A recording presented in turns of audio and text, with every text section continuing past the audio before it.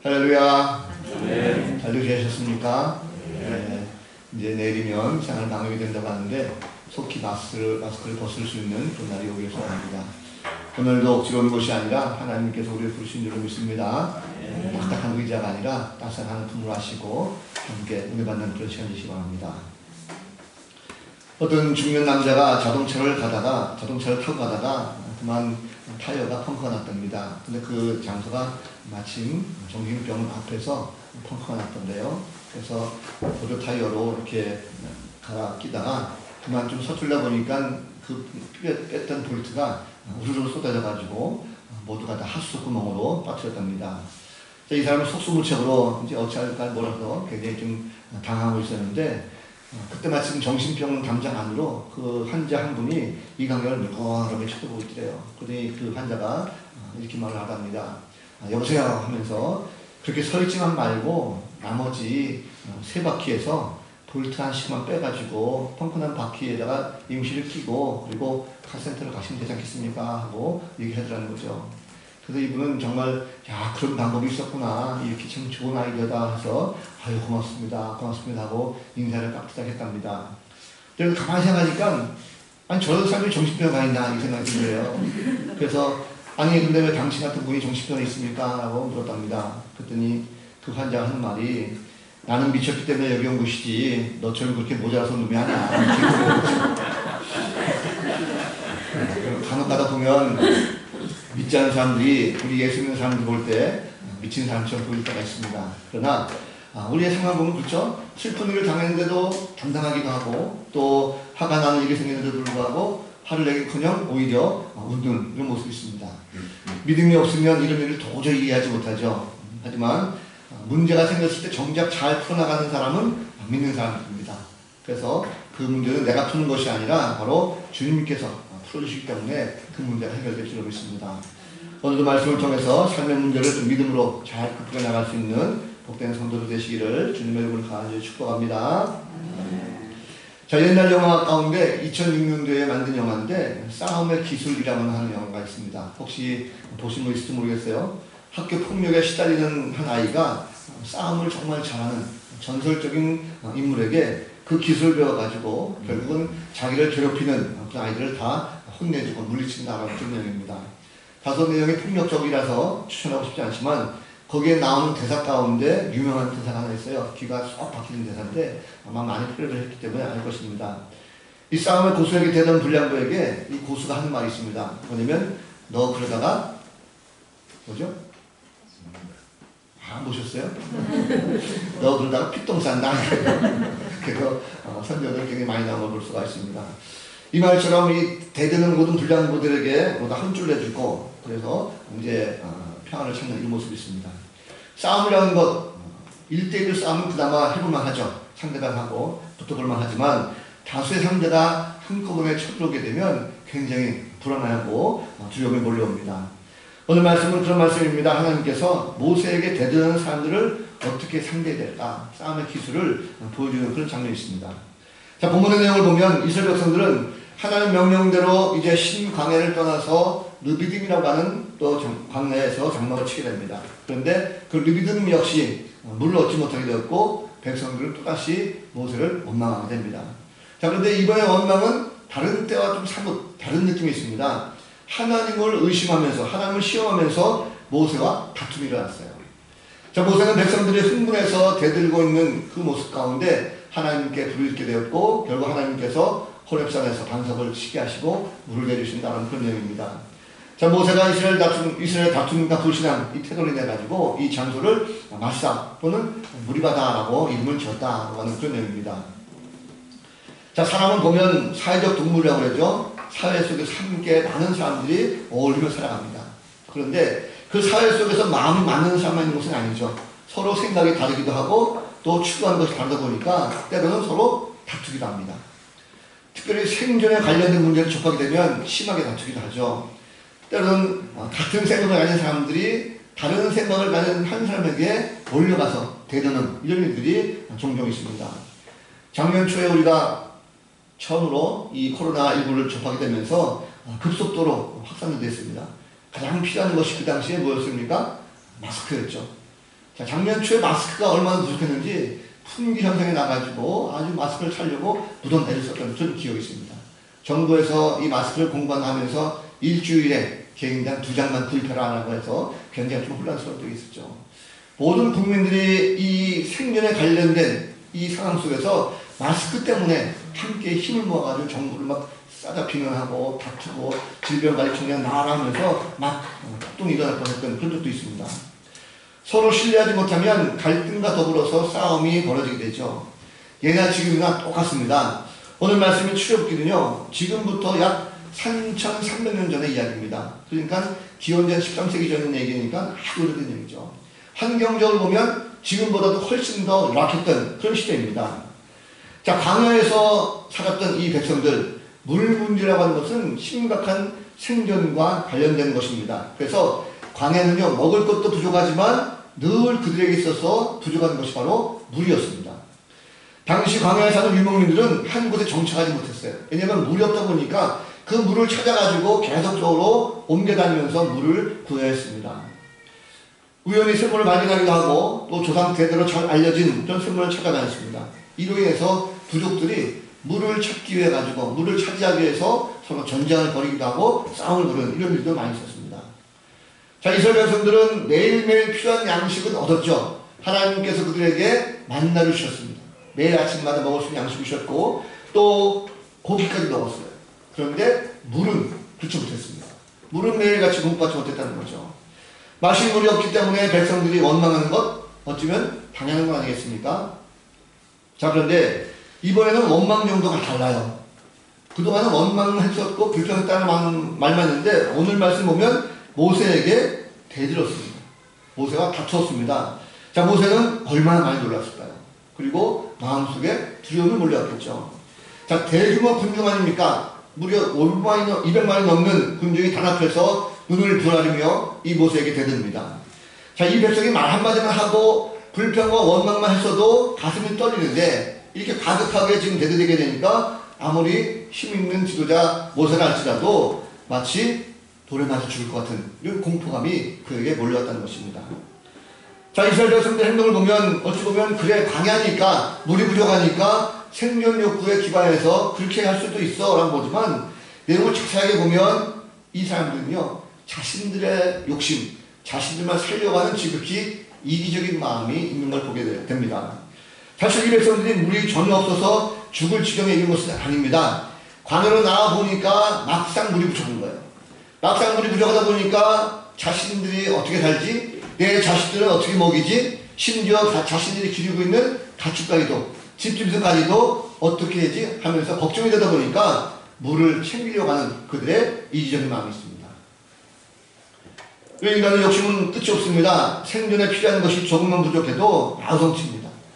사탄이 이것을 기묘하게 유혹하죠. 욕심에 가득 찬 인간을 수시로 이 생존에 관련된 것을 가지고 함께 다투게 만듭니다. 하나님의 사랑 가운데 끊어진 인간은요 지금도 사탄의 노예가 되어서 끊임없이 하나님께 대들고 있습니다. 자, 하나님께서 분명히 이스라엘 백성들을 불쌍히 여기시고 그들을 구하시고자 모세를 세웠어요. 모세의 말에 순종하는 것, 이것은 곧 하나님 말씀에 순종하는 것입니다. 철저하게 모세를 믿고 나아가는 길이 곧 가나안으로 가는 여정입니다. 자, 그런데 물이 부족하다고 해서 대든다는 것, 이건 있을 수 없는 일이죠. 자, 모세는 자신에게 되던 백성들의 사이에 둘러싸여 있습니다. 얼마나 두렵겠습니까? 자, 그런데 하나님께서는요, 이 모세에게 담대함을 주십니다. 그리고 어떻게 대처해야 될까라는 것을 말씀하고 있어요. 오늘 말씀은 그 말씀인데, 오늘 말씀 보면 하나님께서 모세에게 믿음이 없으면 생존 문제에 부딪힐 때에 원망하게 된다라는 것을 깨닫게 하십니다.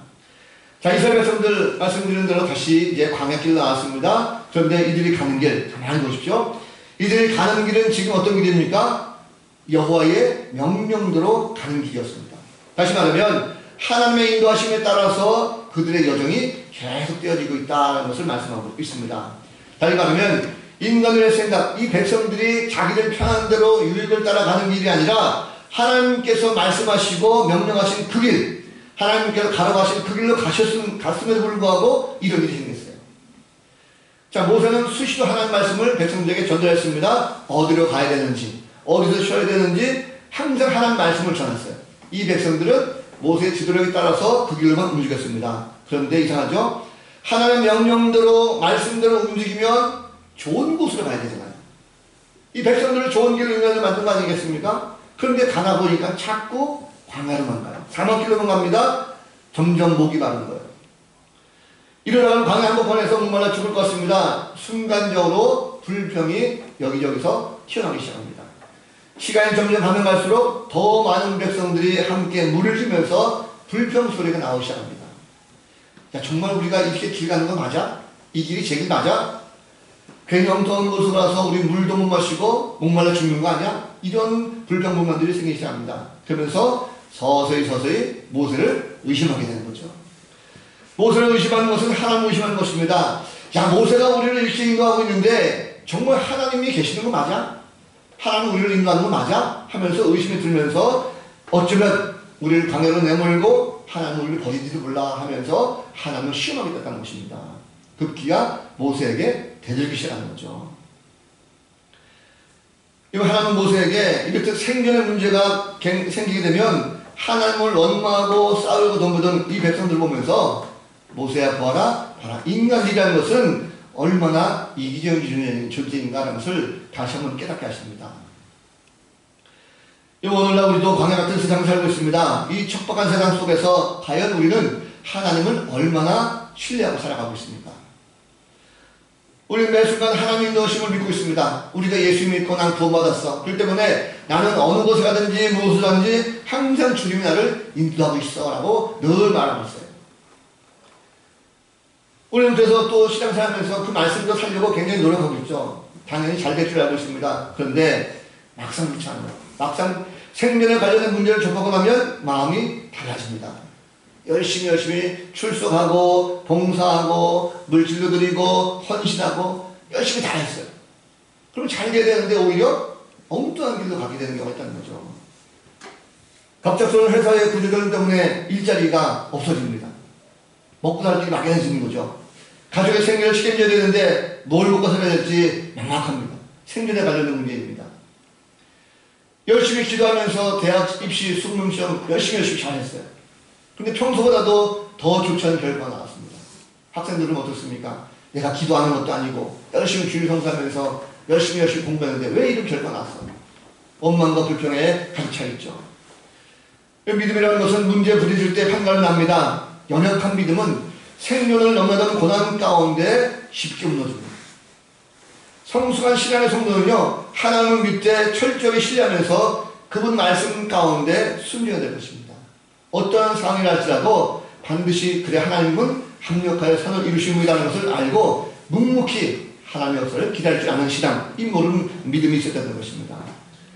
혹시 지금 나의 생활 가운데 생존 문제에 봉착해 있는 그런 성도가 있습니까? 그렇다고 하면 원망과 불평 속에서 하나님을 의심하지 말고 더욱더 하나님께 가까이 가도록 노력하는 성도를 되길 바랍니다. 그럴 때 하나님께서 역사하시는 것입니다. 자, 하나님은요, 모세에게 이 다툼이 생겼을 때 지팡이를 손에 잡고 가게 하세요. 자, 백성들이 모세에게 달려들었습니다. 이들의 모습은요, 성경은 그냥 얌전하게 썼지만 분위기를 한번 상상해 보세요. 지금 이들은 극도로 흥분한 상태입니다. 이들은 나가다가는 지금 정말 돌이라도 집어가지고 던질 기세입니다. 말을 한들 이들이 이해하겠습니까? 화가 났는데 잘 통하지 않을 것 같아요. 자, 이럴 때 어떻게 하면 좋을까요? 보통 인간적인 생각이라고 한다면 빨리 도망쳐야죠. 말이라도 빨리 붙잡고 도망가서 일단은 몸이라도 좀 피해보고 그리고 나서 이들이 좀 뭔가 좀 잠잠해지면 다시 돌아가가지고 사실은 그게 아니다 하면서 이해시키고 설득시켜야 맞는 말이겠습니까? 흥분한 백성들과 같이 다투다가 자칫 잘못하면 가나안까지 가기는커녕 광야에서 흔적도 없이 사라질 이 위기가 바로 모세가 당한 위기입니다. 자, 그러면 어떻게 될까? 근데 오늘 말씀 보니까 믿음에 사는 모세는요, 도망가지 않았습니다. 오히려 모세는 하나님께 엎드렸어요. 그리고 부르짖었습니다. 이 민족이 얼마나 어리석은지 하나님 앞에 구하면서 자칫 하나님, 내가 지금 돌에 맞아 죽게 생겼습니다. 내가 지금 위험합니다. 나 솔직한 마음으로 두렵습니다. 무섭습니다. 이 고백이 바로 모세의 고백이죠. 자, 그렇게 고백했으면 하나님께서 모세에게 걱정하지 말아라. 내가 이 모든 백성들 다 물릴 수 있게 이래야 되는데 하나님 말씀이 좀 이상한 말씀하세요. 오늘 말씀 보니까 하나님께서 모세에게 그래 너 백성들 앞으로 지나가 이 말씀하셔요. 백성들 앞으로 지나가라 이 말은 무슨 말씀입니까? 지금 저들이 눈을 부라리고 모세를 죽일 듯이 덤벼들고 있는데 그 사람들 앞으로 지나가라 이 말은 어떤 말입니까?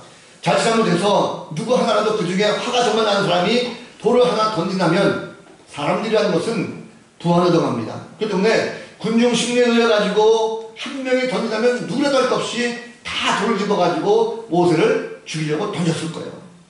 자, 그런 위험한 상황입니다. 모세가 이 명령을 받아들일 수 있겠습니까? 심히 부담스러운 명령이죠. 자, 그런데 모세는요, 성경 말씀 보니까 전혀 그 말에 대해서 토를 달지 않았어요. 왜 하나님이 있습니까? 왜 이렇게 가야 됩니까? 무섭습니다. 이 토를 달지 않고 말씀에 순종했습니다. 왜 그럴까? 말씀을 듣는 순간에 모세는 의심하지 않았습니다. 그것은 모세에게 믿음 가운데 서 있다는 모습입니다. 자, 모세는요, 하나님 말씀을 딱 듣는 순간에 두려움이 생긴 것이 아니라, 아, 그래. 하나님께서 나를 이들 가운데 가라 하시는 것은 뭔가 하나님께서 또다시 하나님의 행하실 일들을 나를 통하여 이 백성들이 보게 하시기 위해서 이 몸을 집중시켜서 하나님께서 어떻게 역사하신 일을 보게 하시기 위한 하나님의 계획이 거기에 담겨져 있구나라는 것을 모세가 알게 됐습니다. 자, 그래서 모세가 그것을 지나가는 거죠. 근데 모세는 하나님께서 또 말씀하시죠. 지팡이를 손에 들거라 말씀합니다. 자, 모세가 들고는 지팡이 어떤 지팡이입니까? 나일강에서 들었던 지팡이입니다. 나일강은 붉게 물들었던 지팡이입니다. 모세는 굳게 믿었어요. 하나님께서 자신에게 지팡이를 들고 가라 이 말씀하시거든요. 지금까지 하나님께서 그려왔듯이 또 하나의 기적을 만들어 주실 것이라고 하는 확신에 찬 믿음이 모세에게 있었다는 것입니다. 여러분, 성숙한 신앙은요, 담대한 믿음의 소유자입니다. 우리가 다툼 속에서 열세일 때 세상적인 방법으로는 해결하기가 어렵습니다. 오히려 잘못하면 패배자로 전락하기 쉽습니다. 세상과 싸우면서 우리가 이긴다는 것 참 힘들죠. 세상의 권세를 잡은 사탄은요, 많은 사람들의 심리를 이용해서 믿는 자들을 넘어뜨리려고 하고 있습니다. 그러나 우리가 싸울 때 우리는 하나님께서 우리에게 지팡이를 주십니다. 지팡이를 들고 가서 싸우면 그 싸움은 이기게 되어 있어요. 왜 그렇습니까? 그 싸움은 내가 싸우는 것이 아니라 하나님께서 싸우시기 때문에 그렇습니다. 나는 힘이 없지만 하나님은 강하십니다. 나는 연약하지만 하나님은 전능하십니다. 지팡이는요, 하나님께서 또다시 내가 너에게 역사하신다고 하는 이 약속이 있기 때문에 묵묵히 지팡이를 들고 가면 된다는 거죠. 많은 문제 앞에서 두려움 때문에 피하지 마시길 바랍니다. 정면을 내가 부르실 때 하나님께서 친히 그 문제를 풀어주십니다. 놀라운 기적이라는 것을 직접 눈으로 보게 만들어 주시라는 것입니다. 하나님, 우리가 다툼이 생겼을 때 포기하지 마시고 무릎 꿇고 기도하면서 하나님께 구해보십시오. 그리고 내게 주신 지팡이를 들고 가시기 바랍니다. 반드시 우리 손에 하나님께서 전능하신 그 손길을 통해서 승리를 하게 시켜주실 줄로 믿습니다. 더욱더 중요한 것은요, 이런 다툼이 당했을 때 우리가 싸우는 것이 아니라 하나님께서 친히 그 앞에 서서 문제를 해결해 주신다는 것입니다. 자, 하나님께서 모세에게 장로들을 데리고 그 백성들 앞을 지나서 호렙산으로 가라 말씀하셨어요. 자, 호렙산은 어떤 산입니까? 호렙산은 하나님께서 모세를 처음으로 만나주신 곳입니다. 양을 치면서 목자로 살았던 한적한 삶을 보냈던 한 노인의 모습 가운데 주님께서 찾아오셔서 그에게 사명을 주시고 하나님의 일꾼으로 세우신 곳, 그것이 바로 호렙산이라는 거죠. 하나님을 믿고 따를 때의 능력을 보하시고 항상 하나님께서 지금까지 인도하셨다는 것을 깨닫게 된 그 산이 바로 호렙산입니다. 자, 지금의 위기 상황, 이 상황 속에서 하나님께서 모세에게 그때를 기억하게 하실 거예요. 자, 하나님은 이 백성들의 반항 가운데 구체적으로 네가 어떻게 해야 될 것인가라는 그 방법을 알려주십니다. 자, 모세에게 지팡이를 가지고 반석을 치라 말씀했어요. 그러면 그곳에서 물이 나온다는 거죠. 이 호렙산은 모세의 영역이었습니다. 자신이 어디에 무엇이 있고 잘 알고 있었어요. 호렙산에서 물이 나올 이유가 없습니다. 아무리 하나님께서 바위를 쳐라라고 할지라도 모세가 인간적인 생각을 가지고 있다고 하면 바위를 칠 수가 없습니다. 누가 바위를 치겠어요? 물은 조그만 샘물이 있어야 그나마 거기 좀 타서라도 물이 나오는데 그 산속에서 커다란 바위를 쳤을 때 물이 나온다? 누가 믿겠습니까? 절대 믿음이 없으면 그 바위를 치지 못합니다. 그런데 하나님께서 모세에게 명령하신 것이 아니었어요. 오늘 말씀 보니까 모세는요, 자신이 들고 있는 지팡이가 곧 하나님의 손에 들려있는 지팡이인 줄 알았습니다. 그래서 모세는 과감하게 믿음으로 발을 쳤죠. 그런데 하나님께서 말씀하신 것은 내가 그 앞에 서 있다라면서 했어요. 모세가 혼자 발을 친 것이 아니라 모세가 그 발을 칠 때 하나님께서 친히 그 손을 붙잡아 주시고, 모세가 친 그 발은 모세가 친 것이 아니라 바로 하나님께서 친히 그 손으로 발을 치셨다는 것입니다. 인간의 힘을 쓴 것이 아니라 하나님께서 친히 그 발을 치셨고, 그럴 때 그 바위는 깨지고 거기에 물이 쏟아졌다는 것입니다. 바로 그 바위에서 물이 나오게 되었고, 백성들은 그 물을 마심으로 목마름을 해결했습니다. 하나님께서 직접 목마름의 문제를 해결해 주셨다는 거죠.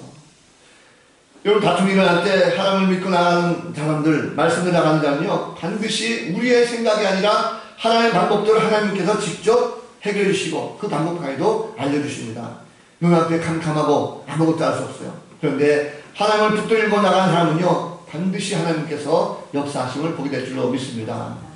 우리는 때로 살다 보면 생존에 관련된 어려움을 겪을 때 어찌할 걸 모르고 갈팡질팡할 때가 참 많이 있어요.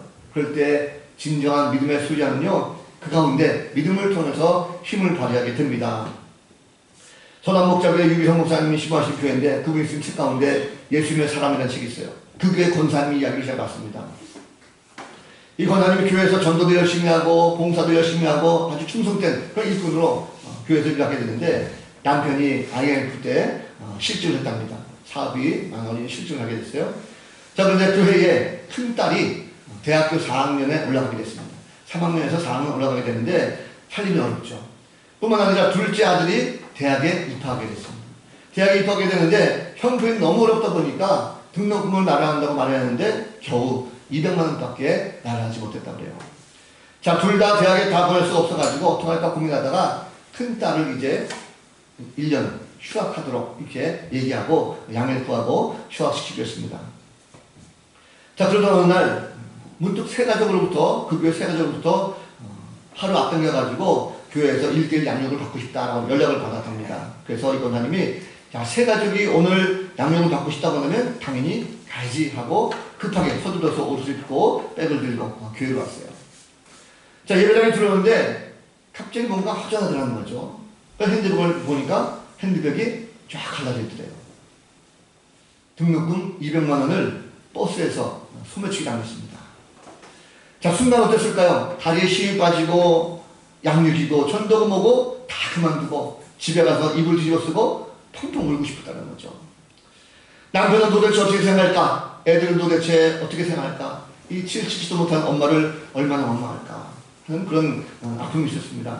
자, 그런데도 세 가족이 와서 기다리려고 하고 있으니까, 그래도 믿음이 있었으니까 내색 안 하고 교회에 들어가서 양육을 다 하고 그리고 나왔습니다.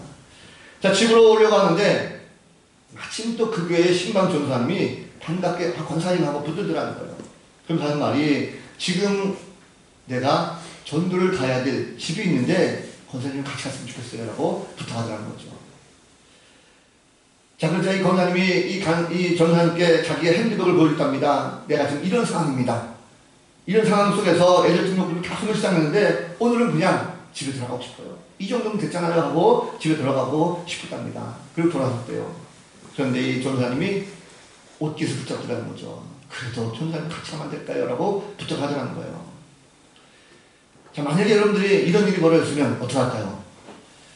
저는 이분의 상황을, 제 상황을 한번 생각해봤어요. 그랬더니, 야, 그래도 믿음이 있으니까 그나마 와서 그 정신에 양육이라도 하고 돌아가는데, 그걸 또 붙잡아가지고 전도까지 하러 가자고 하니 이게 말이 될까 하면서 아마도 마음이 좀 상했을 것입니다. 근데 이 고사님은요, 그래, 잃어버린 것은 잃어버린 것이고 하면서 가야지 하고 따라갔어요. 그리고 두 가정을 방문해서 함께 전도하고 결실까지 다 마치고 돌아왔답니다. 집에 들어와서 비로소 입을 뒤집어 쓰고 한참 울었대요. 한참 울다가 이런 생각이 들었답니다. 하나님은 이런 일을 통해서도 새롭게 역사하실 수가 있고, 나를 위해서는 주님이 십자가에서 죽기까지 하셨는데 내가 왜 이런 문제 가지고 이렇게 울어야 될까? 내가 믿음이 요거밖에 안 되나 하면서 한숨이 나라는 것입니다. 그런 마음이 들면서, 그래, 이왕이면 이 모든 문제를 내가 한번 이겨보자 하면서 입술로 하나님 앞에 감사하자.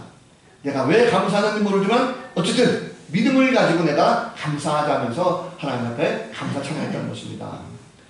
저녁 때 남편이 오고 아들이 왔는데, 아이들이 왔는데 오히려 남편도 아내를 걱정하면서 위로해주고 애들도 엄마 걱정하지 말라면서 위로를 해줘가지고 마음에 참 감사했다고 합니다. 자, 그런데 얼마 후에 그 권사님 가정에 놀라운 일이 벌어졌어요. 뭐냐면 큰딸이 휴학계를 내려고 학교에 갔는데 학교에서 말하는 것이 뭐냐면 전 학기에 이 딸이 수석을 했답니다.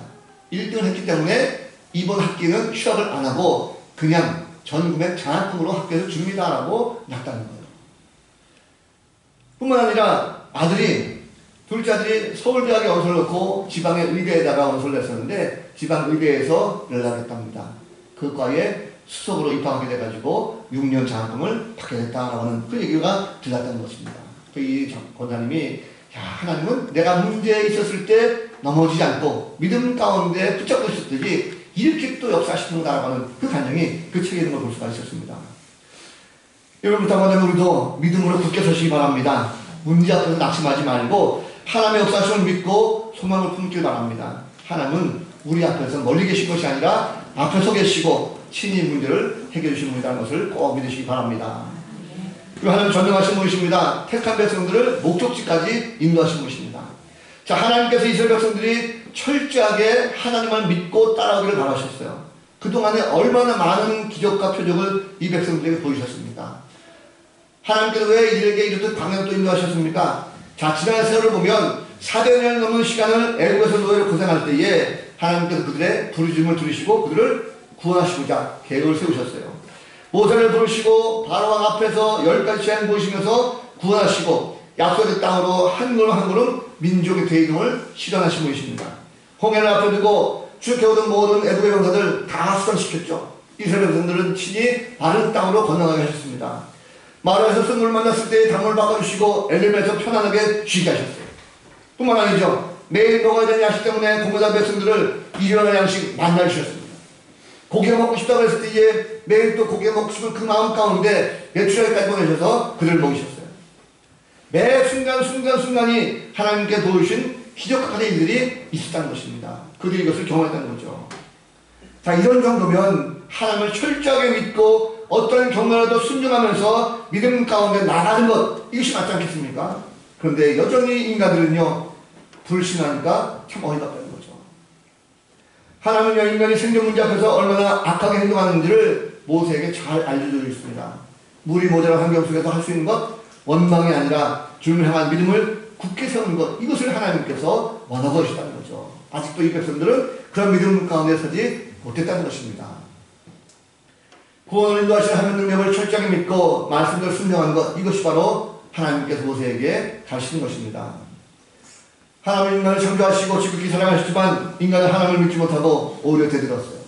구약성경 보면 바벨탑 사건 나옵니다. 하나님처럼 높아지고 싶은 인간의 교만함이 거기 있다는 거죠. 교만한 인간은 서로 통하지 못하도록 언어가 갈라지게 하나님께서 했음에도 불구하고 여전히 하나님을 대적합니다. 인간은 끊임없이 범죄하는 죄인에 불과합니다. 하나님은 죄를 미워하시죠. 반드시 심판하십니다. 인간의 죄를 없애고자 하나님은 친히 인간 되셨어요. 그분이 바로 예수 그리스도십니다.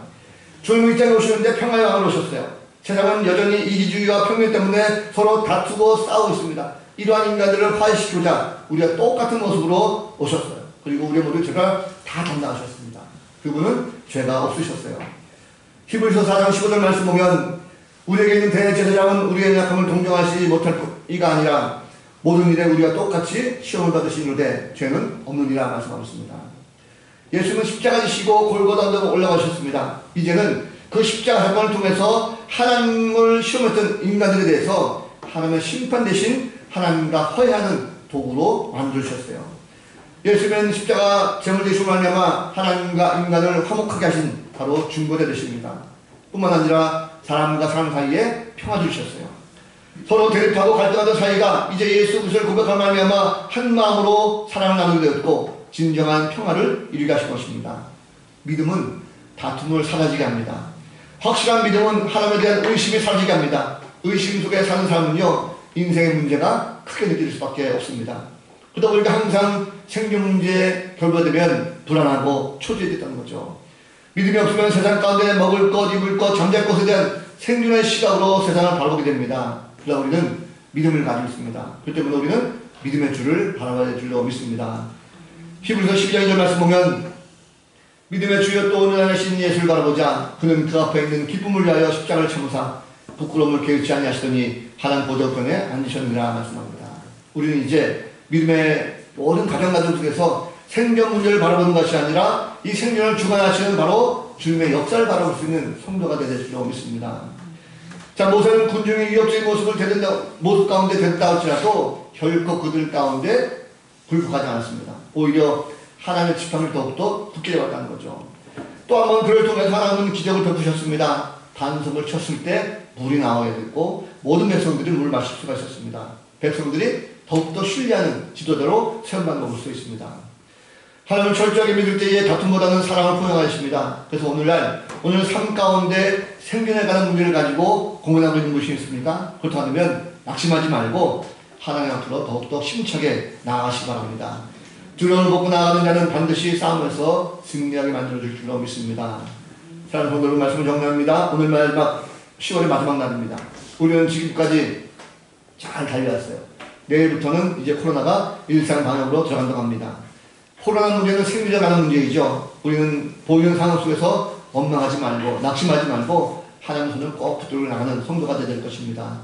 우리가 당하고 있는 문제는 기도할 때에 하나님께서 우리 앞에 서서 반드시 해결해 줄 줄로 믿습니다. 내일부터 다니엘 특별 새벽 기도가 시작됩니다. 힘들고 어려울 때 우리가 할 수 있는 것 기도밖에 없습니다. 많은 분이 참여할 수 있도록 비대면 방식으로 진행합니다. 그래서 우리 자신의 삶의 영역 가운데 문제 한번 돌아보십시오. 문제가 없는 사람은 없습니다. 누구나 다 문제 있습니다. 이왕이면 우리가 함께 기도했으면 좋겠어요. 모든 힘을 합해서 기도에 동참해 주시고 한 주간 동안도 기도의 힘으로 승리하는, 그래서 하나님께 주신 능력을 마음껏 펼칠 수 있는 복된 성도들 다 되시기를 우리 구주 예수 그리스도 이름으로 간절히 축원을 드립니다. 기도하겠습니다. 돌아가신 아버지 하나님 참 감사합니다. 힘들고 어려운 인생 문제 가운데 갈팡질팡할 때가 참 많습니다. 때로는 믿음이 의심스러워서 하나님 어디 있느냐라고 따질 때도 있습니다. 그러나 늘 주님은 우리와 함께 계셨고 또 우리를 붙들고 계신 줄 믿습니다. 어떤 문제를 할지라도 하나님 앞에 의심하지 말고 시험하지 말고 담대히 믿음 가운데 나아가는 말미암아 하나님의 능력을 체험할 수 있는 복된 성도들 되게 하여 주옵소서. 백성들과 같이 말씀 따라 흔들리지 않게 하시고 모세와 같이 기도하며 말씀을 붙들고 살아갈 수 있는 믿음의 용사들 다 될 수 있도록 축복하여 주옵소서. 함께 하심을 감사하고 예수 그리스도 이름으로 간절히 기도하옵나이다. 아멘.